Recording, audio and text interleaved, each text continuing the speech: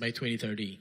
And for a government, because of different reasons, one of it being the politics, they might not prioritize one of the others. Yeah? For a government, it doesn't mean it should not be a priority for that country. So, for example, as giving Ethiopia as an example, currently, the past 1 month, social media is totally blocked. And a conflict that we were in for the past 2-3 years, incubation centers were closed, accelerators hubs were closed.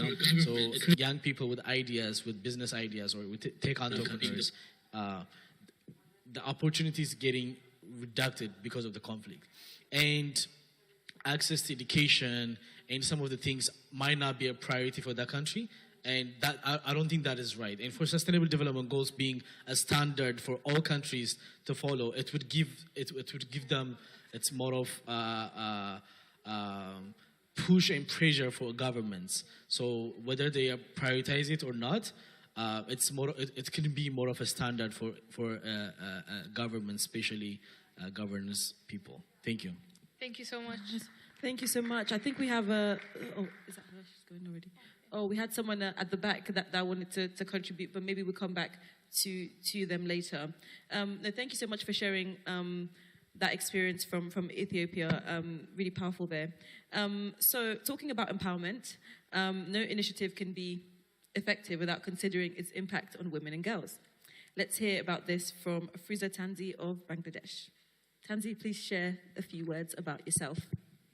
Hi everyone, it's Tanzi from Bangladesh. I identify myself as a social entrepreneur, but before going to my enterprise, I would tell you why I started this. So I went on a volunteering experience for a free school, and we wanted the answer of a question, even though there are so many free schools available, why the student rate is so low.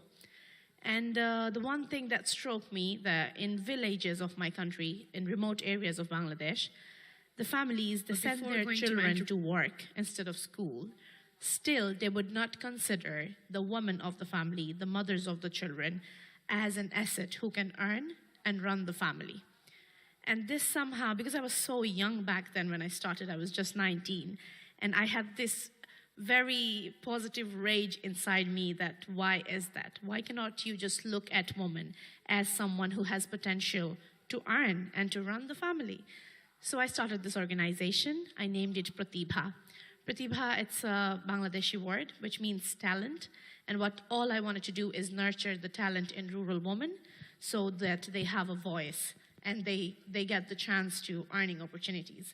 So what my social enterprise does is we create financial literacy opportunities first. We go into the communities, we live with them for a few days so that we are one of them.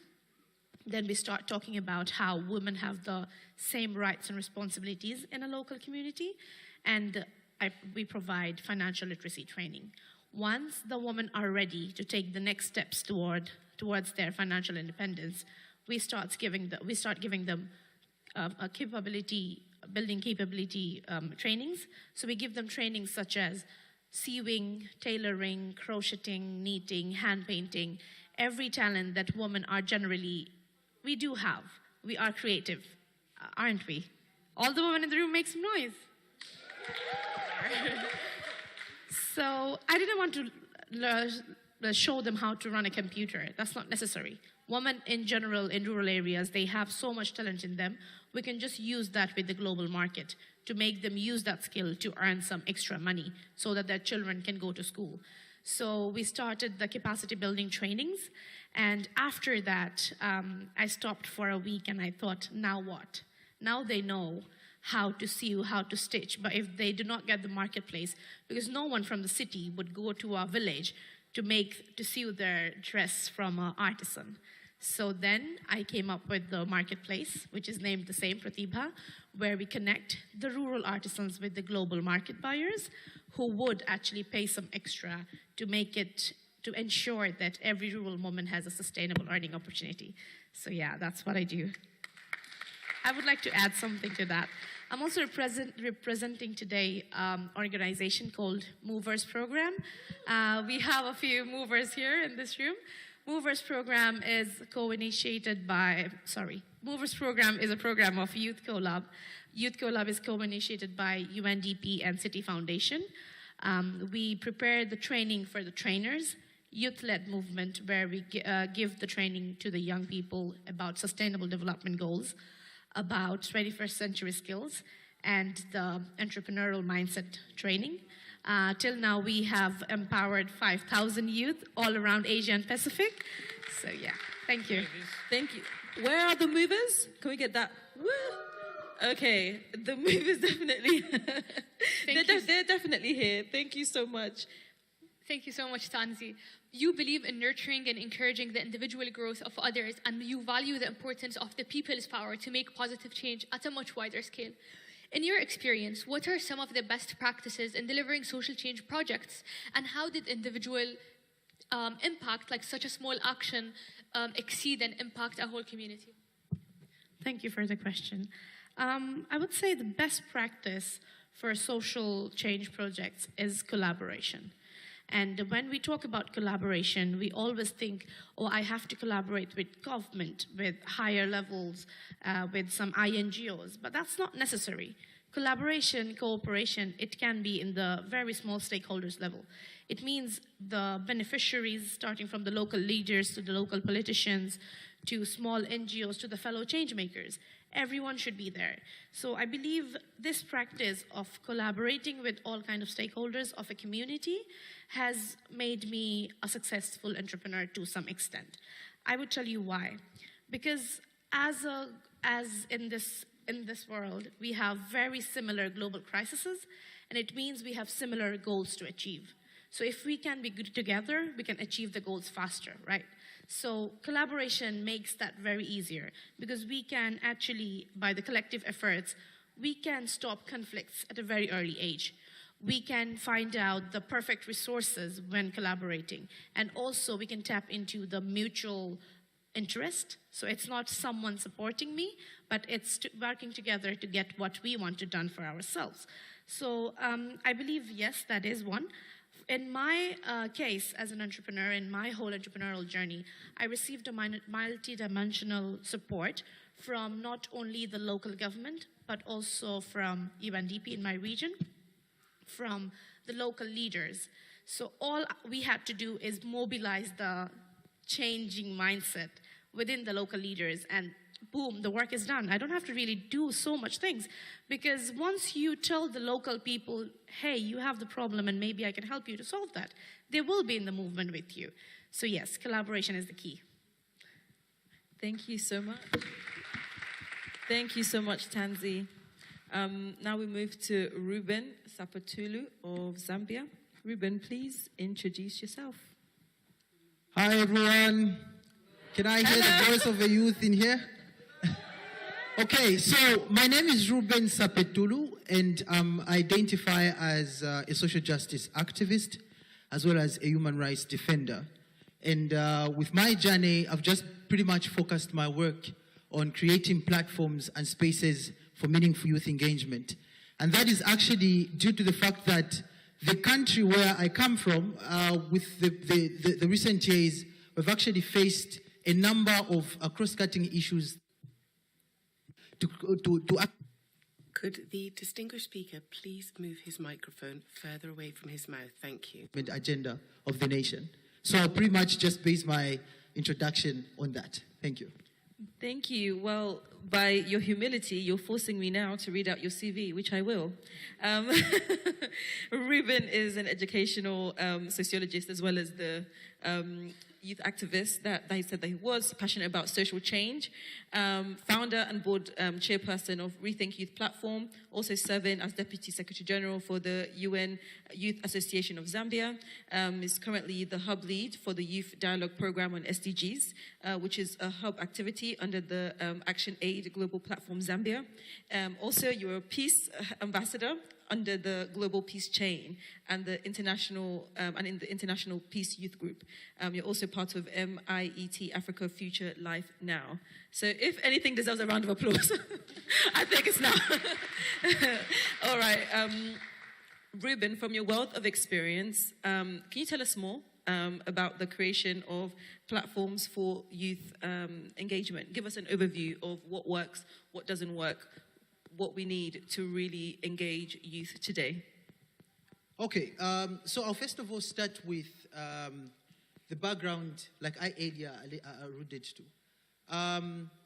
When we want to effectively engage young people, of course it's a common thing, most especially in IDCs, LDCs, you'll see that mostly when we want to record or just want to suit a specific agenda that talks to the young people, we'd rather bring young people and put them there and put attendance registers to say, okay, young people can be there, and then once they contribute, even if they have no influence on the policy formulation or the policy implementation, it's going to be something that you're going to speak to say, okay, we engaged young people. And that has been a tendency of governments right from inception.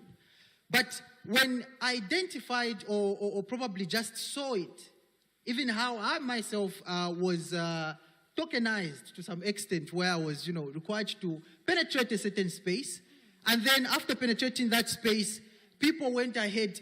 I didn't even say anything. I didn't even contribute anything on that particular meeting. My submission was not even picked. But after leaving that particular space, a report came out and they actually justified that there was meaningful youth engagement. But from that space, it pained me. Why did it pain me? Because I had no influence on anything that took place. They used me to actually showcase that this is actually what they're doing. And they are meaningfully engaging young people.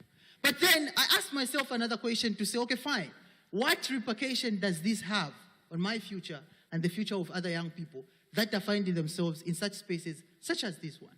So you could see that right from inception, that has been a tendency. But now, if we were to ask ourselves a question again, is our future safe as young people? Because even these engagements right from inception, even as we are penetrating these spaces, we're penetrating to be used for purposes of fulfilling those demands that international agencies are actually making, or maybe the donors that the demands the donors are making. So it's going to sound to be a little bit rhetoric, but in the general essence, it is affecting our future as young people. So I can only consider participation to be meaningful if young people are actively engaged from policy formulation, they're actively engaged in the validation of that policy formulated, they're actively engaged in the policy implementation. Because now they'll own the process and be part of the fight, and they'll pick it up themselves.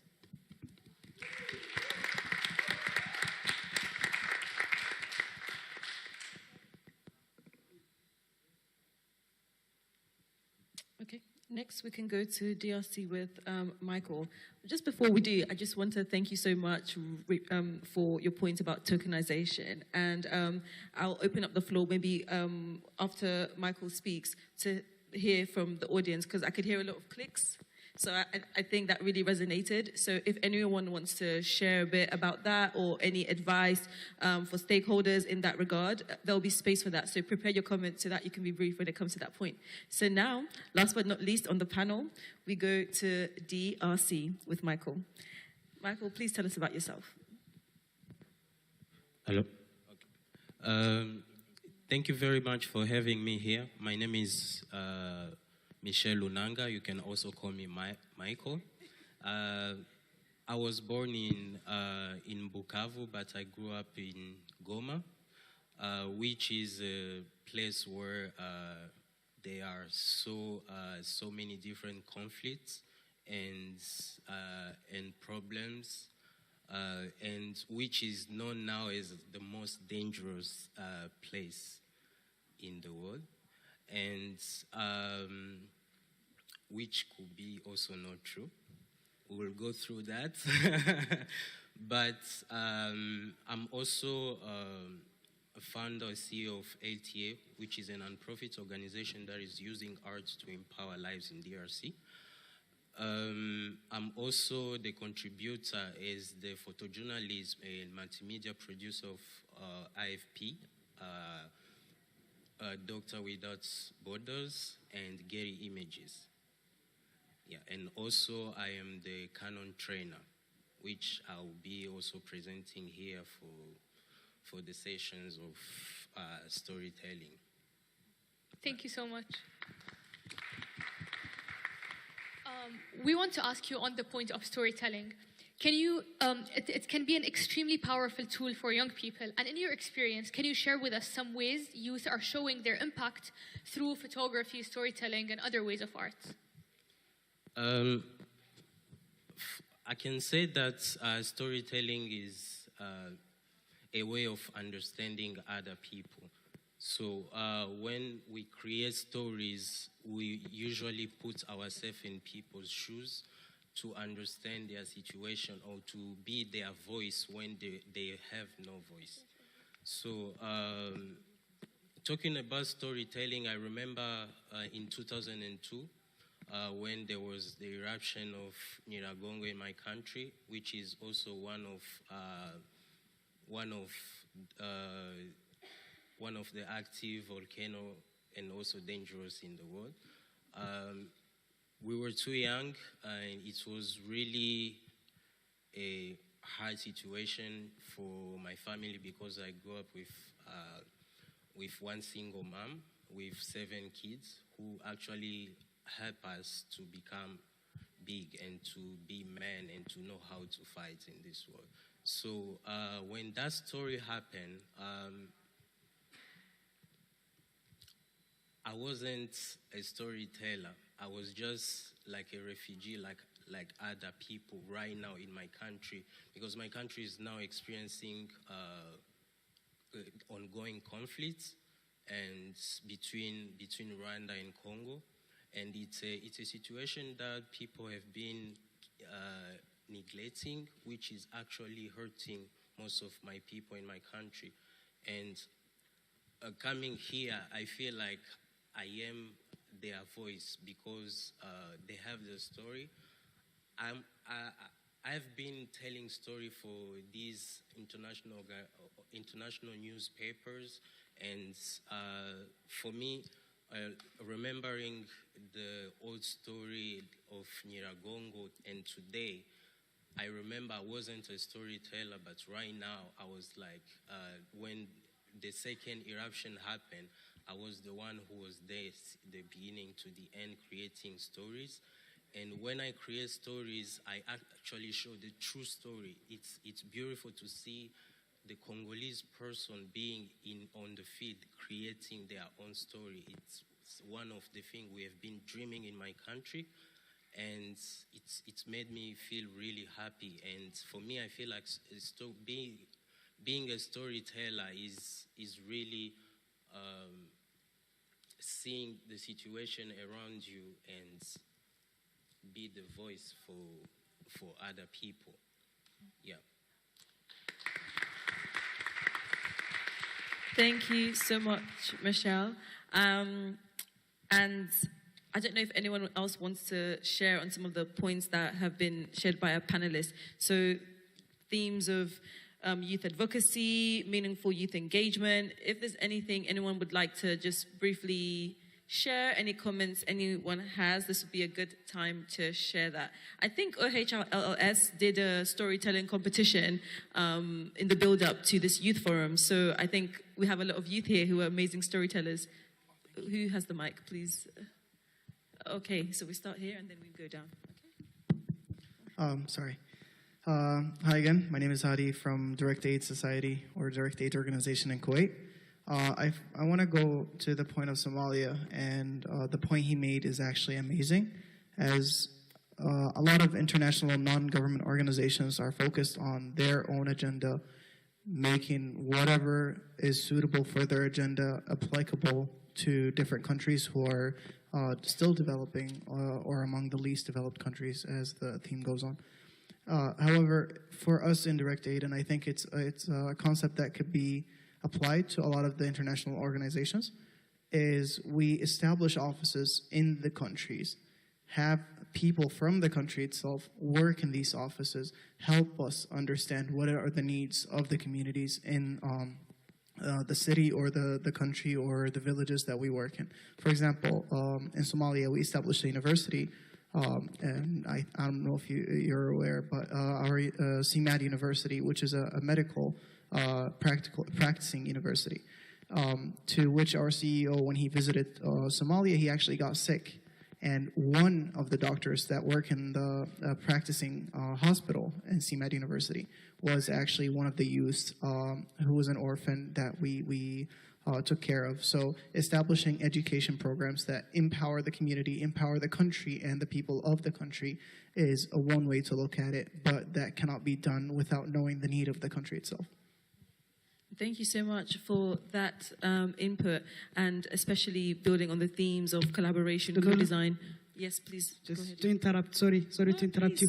And actually, there's a lecturer from CMAD University, Mr. Okash. You guys can keep in touch with each other. They funded your university, so he's the funder. Make sure you guys connect. Yes, thank you. Thank you so much. That definitely was not an interruption. That was a great, great intervention there. I'm not seeing any more hands. So, okay, there are many. So, yes, please. Thank you very much. I want to speak to the issue of tokenism of young people. I mean, it's something that is very prevalent in most LDCs. You know, I think we really need to find our space as young people and be able also to push for a correct definition of youth engagement, because it's really being reduced to consultation. If they come and ask you something here, we've engaged young people, is that real engagement? And I think also as a solution, I think we need to start to push for a youth quota strongly in our parliaments, because it still surprises me that if you look at statistics, we are the largest demographic group, but if you look into the legislators, we are the least represented. So there's a mismatch. So I think we need to start to look into that and start to push for a youth quota, the way we are pushing for a gender quota. Let's push for a youth quota within our parliaments, because I think we need to be in the space where decisions are made, because we can always be crying if we're not in that space. So I think this would be my suggestion in terms of how we can do it. Thank you. Thank you so much. There's a great campaign by the UN Youth Envoy's Office. I think it's called Be Seen, Be Heard. And they're working specifically on that issue. So it would be amazing to have more contributions to that. Hi, I'm Aude Manuel, here to talk about like storytelling and youth empowerment. I just like to leave a message for us